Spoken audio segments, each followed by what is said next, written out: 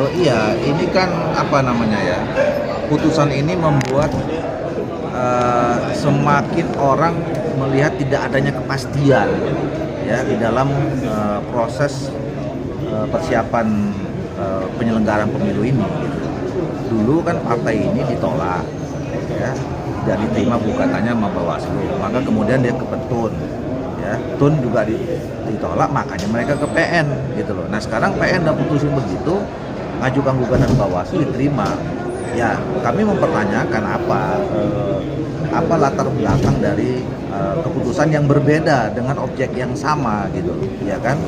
Apakah ini soal profesionalisme, ya, atau kemudian soal integritas, soal apa gitu kan? Nah ini kan akhirnya ada pertanyaan-pertanyaan lebih lanjut. Nah, memang di dalam undang-undang itu kalau Bawaslu sudah memutuskan, KPU harus mengerjakan. Nah, ini bisa merembet kemana-mana. Ya, nanti kalau misalnya nih KPU satu ya, kalau KPU ini kita berandai-andai aja nih, ya. Kalau misalnya KPU memutuskan meloloskan, ya, itu kan nanti orang bertanya lagi. Dulu verifikasi faktualnya bagaimana? Kenapa kok dulu nggak lolos, sekarang bisa lolos? Satu. Yang kedua, apa jaminannya partai politik yang lain juga nggak akan ikut caranya yang dilakukan sekarang, gitu. Kan ini udah ada yang ngomong ke saya, gitu. Bahwa kan mereka ikuti jalan ini, gitu. Nah ini kan nanti akan menimbulkan ketidakpastian berikutnya. Kapan berhentinya ini? Endingnya kapan? Jumlah peserta partai pemilu ini kapan selesainya dan ditetapkan sebagai peserta pemilu.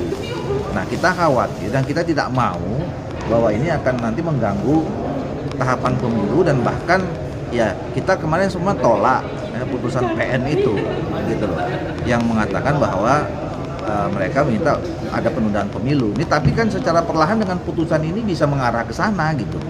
Nah ini yang kita mau pastikan. Nah, jadi itu perkembangan tadi rapat itu. Ada kesalahan dari Komisi 2 kepercayaan publik terhadap penyelenggara ini, Pak Doli? Nah, saya kemarin karena ada kasus yang seperti ini, saya mendapatkan ada yang kirim ke WA saya, satu lembaga